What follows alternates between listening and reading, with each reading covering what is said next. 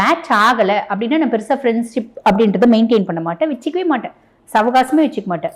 எல்லாருக்கூடையும் பழகுவேன், hi bye அதோட விட்டுருவேன்.